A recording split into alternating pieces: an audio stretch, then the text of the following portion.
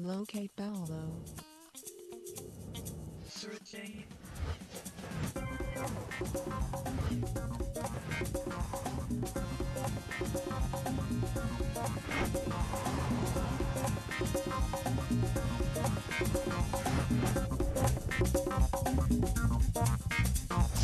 Assignment downloading. Good afternoon, Paolo. Your subject is Madrigal Validi, Ana Madrigal Consuelo. Age, 52, Senator, Republic of the Philippines. Former Undersecretary, DSWD. Candidate for President, May 2010 election. Jambi Madrigal is under special investigation. Senator Jambi Madrigal Valad, kasal sa isang Frenchman na si Eric Jean-Claude Dudwanon Valad. Sa isang beach wedding sa isang hacienda sa Calatagan, Batangas noong December 2002, naganap ang kanilang pag-iisang dibdib. Mestisong Kastila ang mga Madrigal. Minsan tinaguri ang pinakamayamang angkan sa Pilipinas. Binansagang kingmaker ng mga nakaraang presidente ang kanyang lolo. Ang kanyang lolo sa ina na si Jose Abad Santos, naging martir ng bayan noong panahon ng Japanese occupation.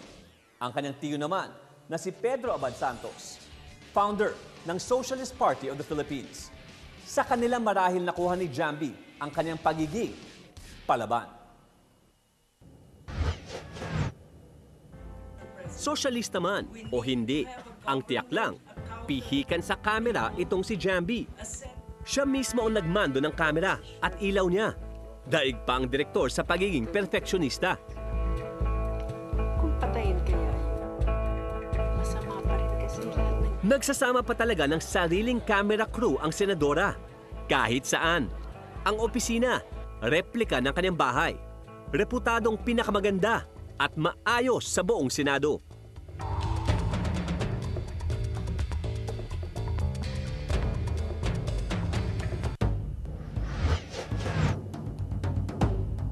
Matapos ang World War II, dito sa New Manila, Quezon City, nagpatayo ng mga mansyon ang mga mayayamang pamilya ng bansa. Kapitbahay lang naman ng Madrigal ang Boracay Mansion ni Erap. Sa bakanteng lote, nagpapatayo ng bahay si Jambi. Taong 2004 nagsimula ang construction. Hindi pa rin tapos ang bahay. Dumating sa Presidential Forum ng TV5 si Jambi, sakay ng Lexus na SUV. Lumalaro lang naman sa 4 hanggang 7 million pesos ang presyo. Pang bodyguard lang niya ang Ford Expedition. Lahat ng luxury car collection ni Jambi, kulay puti. Ang kanyang mga gamit, nasa isang Louis Vuitton bag. Ang plastic cover ng kanyang susuotin, tatak, YSL. Ang bitbit ng staff na handbag, ang tatak, Fendi. Ang prinsesang makabayan daw at makamasa, nasupalpal sa forum. Di kasi alam ang presyo ng galunggong. These days, you can ask a kilo of galunggong in Itlog na Pula. I guess basically ask, do you visit the wet markets? I think it's about 60 pesos per kilo. Nakakambyo naman agad ang senadora. You know, I cannot answer that. I will be honest because I am a vegetarian. I don't eat fish.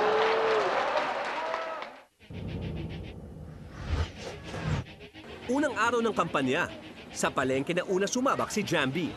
Assignment ng senadora, alamin ang presyo ng GG.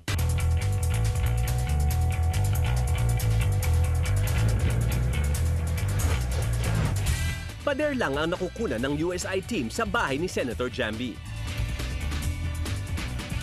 Kaya nang pinapasok kami, umpisa na para makapag-usisa. Alas 8 ang usapan. Pero alas 11 na, hindi pa lumalabas si Senator Jambi. Masama daw ang pakiramdam.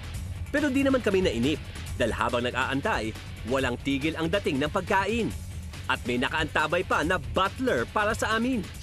Sabi ng kanyang tiya na dati ding senadora, ang mga bilyonaryo gaya nila, hindi nagnanakaw sa bayan. Isang alamat sa negosyo ang kanyang lolong si Vicente Madrigal, dati ding senador at barkada ni Presidente Quezon. Dito pa lang sa Metro Manila, prominente ang lawak ng kanyang mga lupain, pati ang kinatitirikan ng Munti o New Bilibid Prison. donasyon niya. Pero hindi lang sa lupa mayaman ang mga Madrigal. Hindi naka-base yan sa land or yung agriculture. Shipping lines yan eh. So matagal sila na nandyan sa ganyang trading business. Hindi yan magpa-follow nung traditional na rota ng mga old families na nag-fade away na. Kasi yung kanilang tinitindigan ng mga asset ay hindi na madala dito sa modern economy. Ano? Kahit hindi na magtrabaho si Senator Jamby, hindi na siya magugutom. Halaga pa lang ng bahay na minana mula sa amang si Don Antonio Madrigal. Nasa 37 million na. Ang national artist pa na si Fernando Amorsolo ang nagpinta ng portrait ng pamilya. May mga antigong galing China na 300 years old na. Paborito ni Jamby ang French culture. Marunong mag-Pranses at may malaking koleksyon ng French prints. Matapos ang 3 oras na paghihintay, bumaba din ang senadora. Nilibot kami ni Senator Jamby sa compound. It's an own property. Right. We have more land than you can have in Forbes. Yeah. So How big is the it's 1 hectare. 1 hectare? So that's 10,000 square meters. The house is about almost 60 years old. So, let's head to Bacoor. Puno na daw ang kanyang schedule, kaya sumama na kami sa kanyang kampanya. Sakay ng puting Lexus. Bago kumandidato, naging staff member siya ni Pangulong Arroyo at minsan naging tagabuhat pa daw sa mga rally. I was very close, really close in with her and Rene Velasco, and we did a lot of things for her. I saw, Ano yung pinaka-memorable na nagawa ninyo during that time na you're part of the staff ni PGMA? naghakot kami ng isang truck sa Capiz because her team were not ready. And she had nothing to ride in the motorcade. Nalink din sa kanya si Senator Mar Rojas. You're very close to Mar. Yun ang lumalabas. Well, they always used to link us together. Why is that? I mean, Maybe it's exciting. Did you find it exciting na you're being linked kay Mar You know, we Rojas? were young then. My God, we were in society at the time. Mar and I were attending the same parties. Right.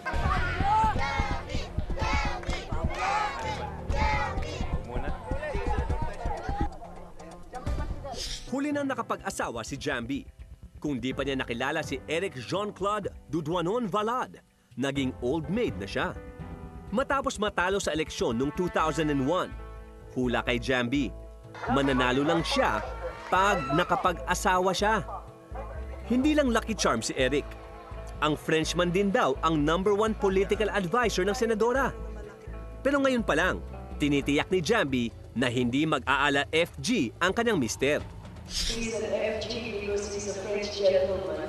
But that is as far as it goes. Pero pagdating sa debate, ang British-schooled Heredera na minsan hirap magtagalog, parang galing kanto daw ang mga patutsada.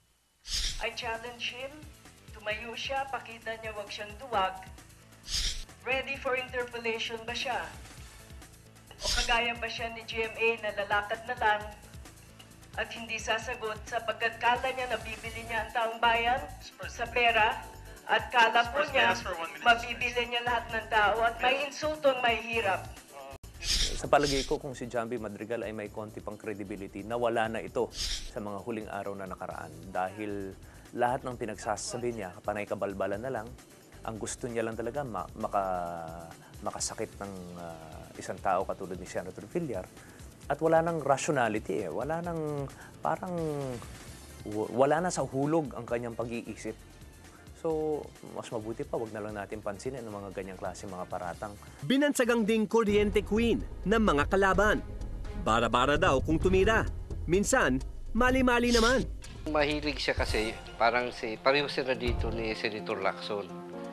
Na nag-uunahan na naglalabas ng mga charges, mga ebidensya. And then, tipong pagdating sa dulo nga, walang conclusion eh. Naiiwan sa hangin yung mga hearing na ginawa nila. And in the end, wala. Ibig sabihin, yung walang legislation na lumabas, walang rekomendasyon na napunta sa prosecution of anybody, ano. Kumbaga, nangyari na, yung pinaka-investigasyon, yun ang lumilitaw na parang objective. This is not the house. Senator Madrigal was walking in that aisle and keep telling, hindi naman house to eh. Kala ni Alan, nasa house pa siya. So if that is the rule in the Senate, and they have been practicing that rule, I resent why words does- being Mr. put into Mr. my President, mouth. I'm not I yet just finished, want Mr. to ask, President. I I'm not just yet want finished, to Mr. say, President. because Mr. if I President, do point not... of order, I'm not yet finished. For a minute.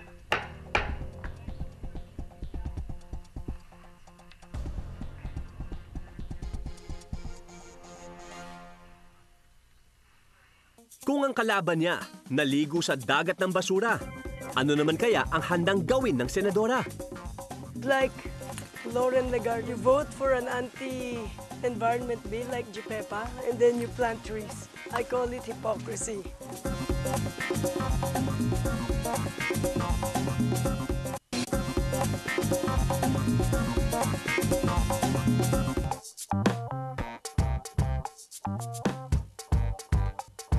Senator Pimentel, who started the name calling. He called me a dysfunctional child. I don't know how he knew that. He knows that. He never knew me as a child. Abused child. Abused child. That's an insult to my parents. My parents were such gentle people. And then he called Mar, making an insertion during his honeymoon. What did I call them? A choo-choo train of the Villar Express. That's not name calling, that's a description. Right. Okay. Just to put it for the record, they really started the name calling, but really low blow. Walang preno ang senadora. Pati dating gawain, binakbakan. Kaya tuloy, wala nang juday sa kampanya ngayon ni Jambi. But now I see the fault to my ways. And I do not repeat it because I do not believe in repeat a mistake, but I do not believe we should perpetuate lies that are perpetuated by big budgets. Honestly, and in my opinion, sa sinabi niyang mga words na she regrets getting my services, of course, hindi naman po ako manhid para diba, hindi ka masaktan. Sakit din yun. Dahil buong paniniwala ko she got my services because she actually believed in me and it was a sincere offer. For whatever it's worth, siguro naman po sa bawat probinsyang pinuntahan namin, may 5 o 3 tao akong nakumbinsing iboto siya. Said you saw the folly in your ways and you wouldn't do it again na kunin si Juday. So I guess on the part of Juday, she felt a bit slighted na nakatulong siya back then. Hindi yun yung sinabi ni Juday. Sabi niya na parang sinisisi ko na kinuha ko siya. That's not true. Siya ang una-una ko pinasalamatan nung nag-declare ako ng presidency. Isa sa mga ilang tao kasama ni Susan Rosas at ni FPJ. Pinasalamatan ko. So it's a misunderstanding kumbaga na dahil hindi kayo nakapag-usap in person. We are victims of political persecution. Okay. I would like pinatawagan ko si Juday. Gusto ko nga mag-usap in person. Pero masyadong busy yata siya. Hindi pa kami sinasagot. Para masubukan kung hanggang salita lang siya, hinamon ko ang senadora na patunayan ang pagiging environmentalist niya. Kung ang kanyang kalaban ay naligo sa dagat ng basura, si Senadora Jambi Madrigal naman ay maglilinis dito. Dito kami dinala sa parte ng reclamation area na tatayuan ng Las Vegas of the Philippines na tinututulan ng senadora. Okay, so ang challenge natin kay Senator Jambi ngayon ay pumulot ng basura dito sa Bacoor, Cavite. Bigyan natin siya ng tamang panahon para mapuno itong bag. Using her hands.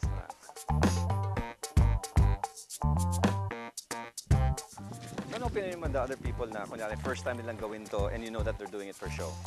What? Your opinion on people who, they do it for show? It's like Lauren Legarde's tree planting. Okay.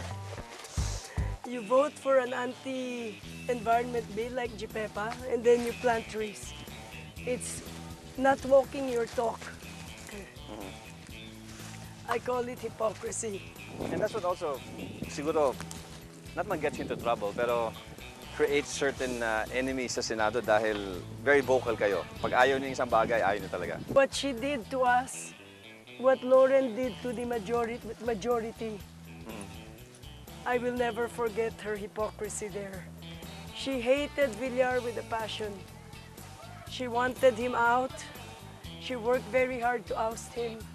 And then she goes with him just for money. It's sad. Yung plastic ang nakakasama. I remember a few years ago, there's this dispute on inheritance that you're involved in. Yes. We won the case in court and we are waiting for the judgment. We already have our special administrator appointed. Ba't nyo kinalaban yung original decision? Because my aunt wanted to give 50% of her fortune to the poor. Okay. And we knew that the will was faked. So... The will was faked? Yes. Okay. Because she gave 0%. To the poor? And that's all she talked about before she died. And it went to people who were not really, who were suspect. So I said... Pero mga relatives mo rin yan. You know, you have to go beyond that when it's for justice. Okay lang kung hindi ako binigyan. I'm not expecting na I'll be nice to my aunt para lang magmana. So pag sinabing environmentalist kayo, talagang environmentalist kayo? Yes. I do not use any chemical products in my house. It's all coconut-based. I'm vegetarian also for that reason. We recycle and we fight against a lot of illegal mining and illegal logging.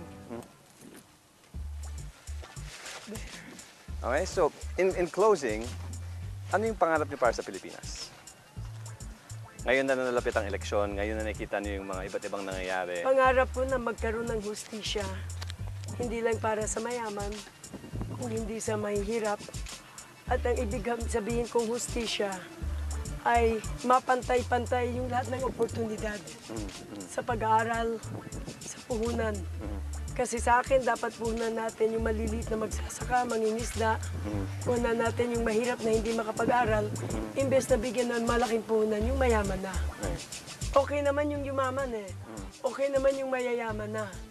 Pero, payamanin yung hindi pa. Sa aming challenge, hindi lang nakapuno ang senadora ng isang malaking plastik ng basura. Namulot pa siya gamit lang ang hubad na kamay habang sinasagot ang mga masiselang tanong tungkol sa kanyang pamilya. Tanda na pagdating sa hamunan, wala siyang uurungan. At yan si Senator Jamie Madrigal under special investigation. Saling pusa at panggulo lang daw si Nick Perlas. Minsan nangang dinisqualify ng COMELEC.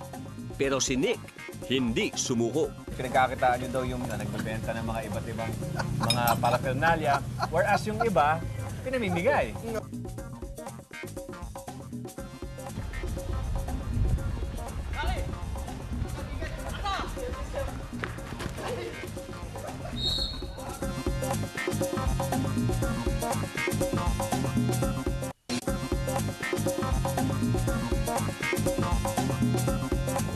Assignment downloading. Your subject is Perlas Nick Ganner Jr., 60 years old, agriculturist, UP professor, environmentalist, candidate for president May 2010 election. Nick Perlas is under special investigation. Ayon kay Senadora Jamby Madrigal, kapag siya'y mananalo bilang Pangulo, ang una niyang i-a-appoint sa kanyang gabinete ay si Nick Perlas. Sa lahat ng mga kandidato bilang Pangulo, kay Nick Perlas lang bilib itong si Jamby. Pareho silang pro-environment, pareho silang vegetarian, ayaw sa karne, at pareho silang galit sa korupsyon. Tubong Iloilo si Nick at may kaya ang kanyang angkan doon. Kasal siya sa isang Catherine Carpenter at may isa silang anak. Ang status ng kanilang relasyon, legally married but separated by mutual, respectful, and friendly agreement. Kung Lexus ang sasakyan ni Jamby sa mga presidential forum, Honda Civic naman ang dala ni Perlas. Tambak ang bodyguard ni Jambi, habang solo flight naman si Perlas. Puro designer goods ang bitbit ni Jambi. Di naman branded ang kay Nick. Magkalaban man sila sa politika. Pagdating sa tanghalian, pareho lang ang order nila. Vegetable salad. Sinundan namin at inusisa ang campaign style nitong si Nick. At sa lahat ng mga presidentiables, kakaiba talaga itong si Perlas. Sa kanyang press conference, nagulat ang USI team nang biglang meron palang entrance fee. Kailangan magbayad ng mga papasok para lang makinig sa kanyang plataforma. 20 pesos ang kada ticket. May 50% discount naman ang mga estudyante.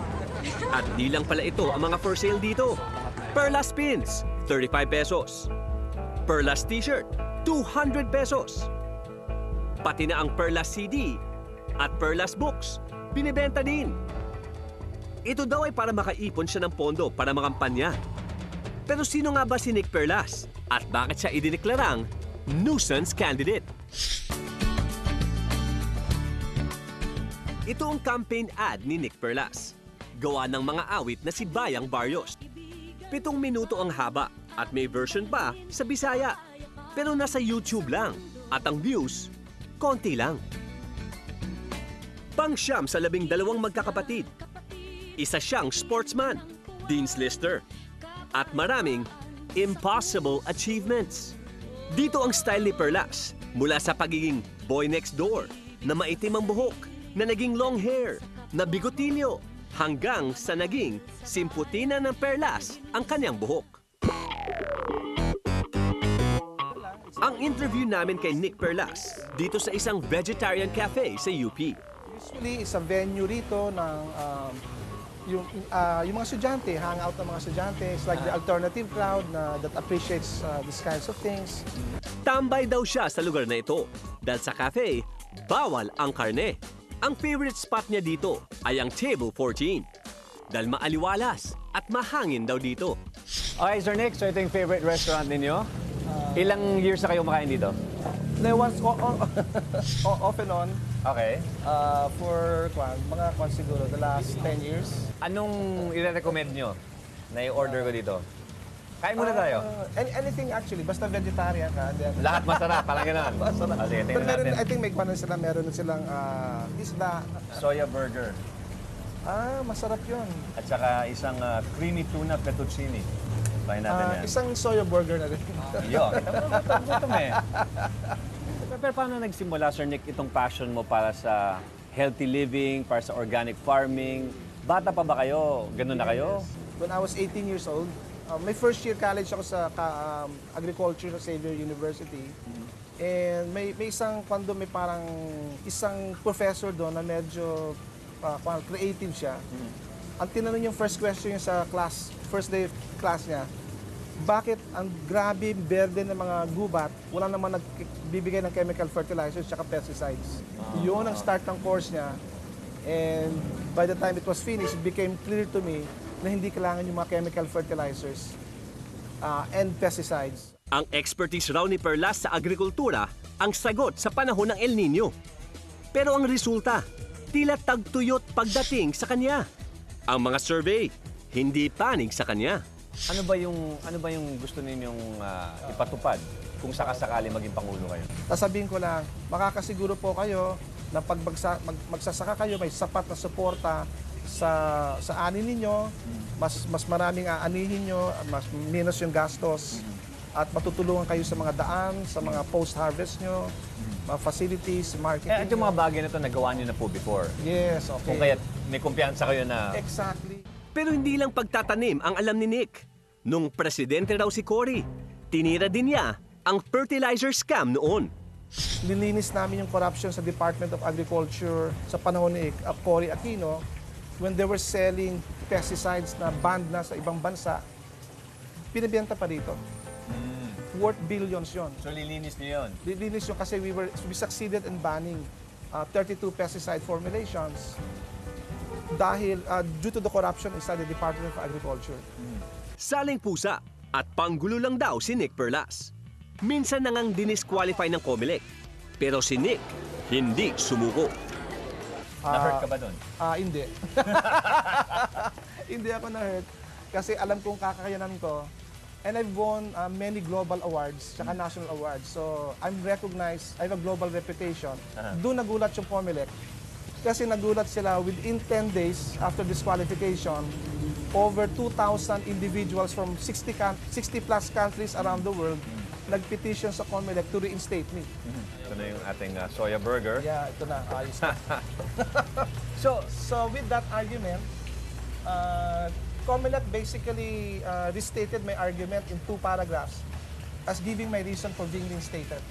I doubt kung naniniwala siya na mananalo siya. Prangkahan lang. So, alam, wala tayong history ng independent na tumatakbo sa posisyon, lalo pa presidency, na nananalo. Napakalaki nung labanan dyan na hindi pa pwedeng magsasarili. Kaya, tingin ko, yung pagpasok niya dyan ay hindi nakabase sa usapin na talagang naghahabol siya ng panalo.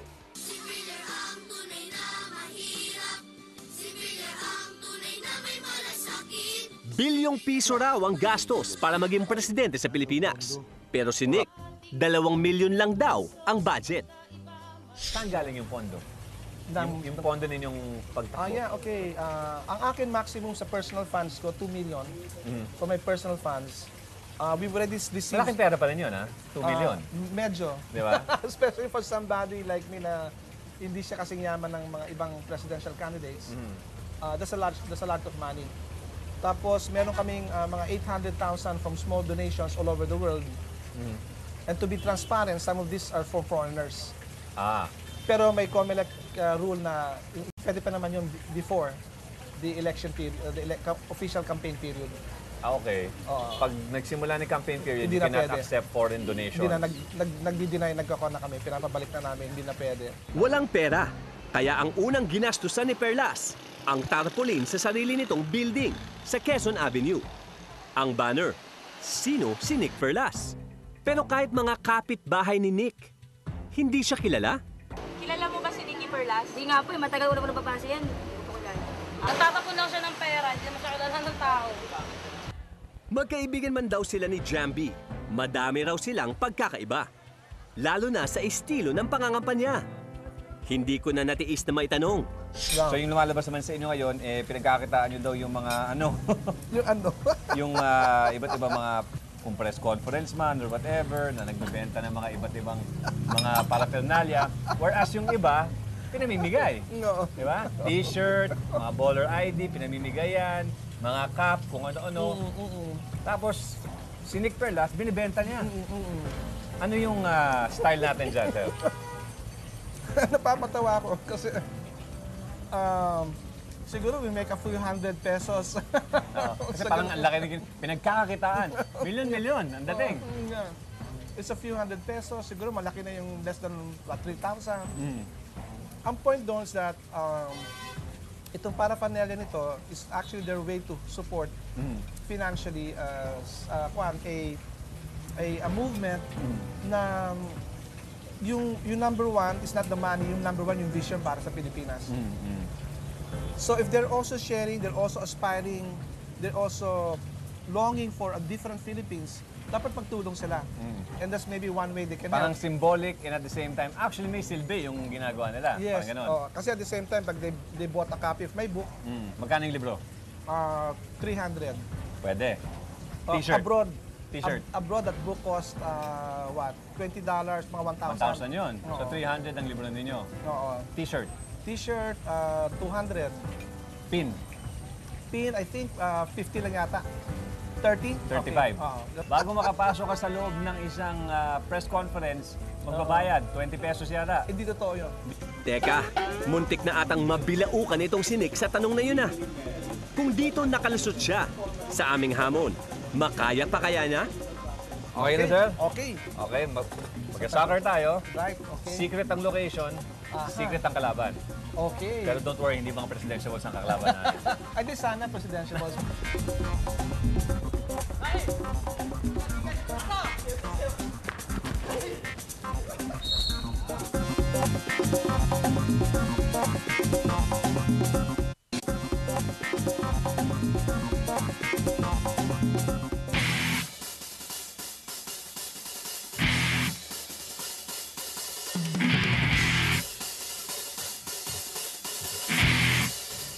Lingid sa kalam na marami, naging bahagi ng Philippine Soccer Team Junior Division itong si Nicanor Perlas. At ngayon nandito tayo sa Tondo para hamunin siya sa kanyang paboritong laro. Sikat ang larong soccer o football dito sa Tondo. Marami mga residente dito ang nawiwili sa sports na ito. At ayon kay Perlas, isa sa agenda niya ang palaguin ang sports sa bansa. Hindi pa man nagsisimula ang laban, itong si Nick, di na matawaran ang pag-e-ensayo. Ang rules natin, very simple lang. Walang dapat mga abubot sa katawan, walang relo, walang hikaw, walang mga maaari makasakit weapon. Tanggalin natin at ibigay sa referee. Then, very basic na na rules is walang hahawak ng bola. Ang system ng points natin, unahan lang sa 3 go. Kung sino makakagol ng 3, siya ang i-declare nating panalo. Okay.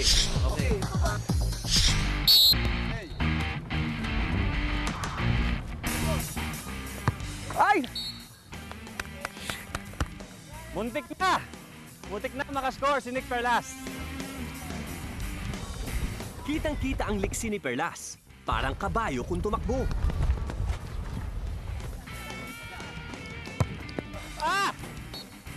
Sira ang track.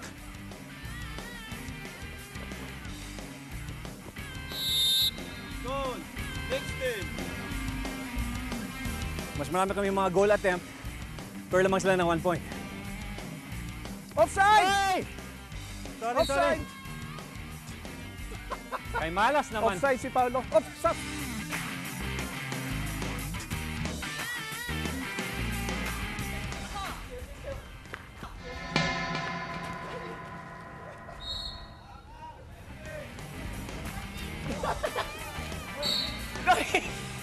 Sorry. Okay, boss.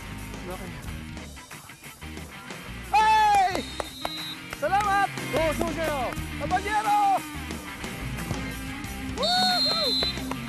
Grabe!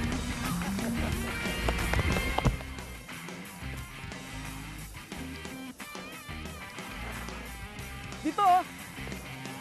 Oops! Ay! Ano ba? Out!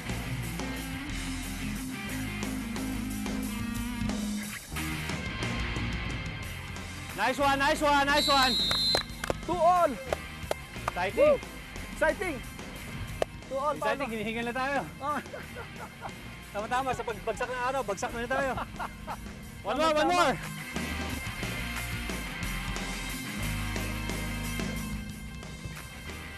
Nice one! Nice one, boy. Paulo's team, win. Next team and Paulo's team. Paulo's team, win. Okay, thank you guys. Nice game. Thank you. Nice game. Nice one, Sir Nick. Sir Nick, enjoy ka? Enjoy. Wow. Matagal ko rin dito ginawa, mga 35 years na rin to. Hindi halata, ha?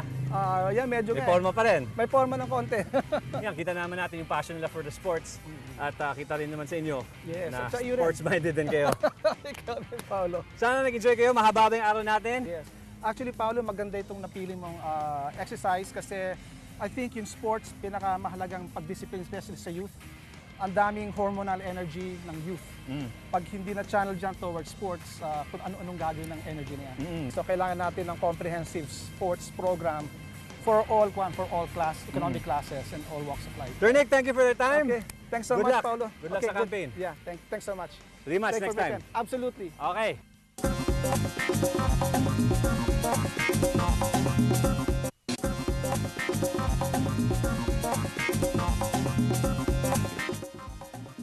Sina Jambi at Nick, parehong may kaya, parehong malaman ang plataforma. Pero ayon sa iba, parehong long shot daw sa Malacanang. Pero kung pakikinggan mo na mabuti ang kanilang mga sinasabi, matino naman ang kanilang pag-iisip. Meron ba silang nais lamang patunayan? Sina Jambi at Nick, panggulo o susunod na pangulo? Assignment downloading. Hanggang sa susunod na Under Special Investigation.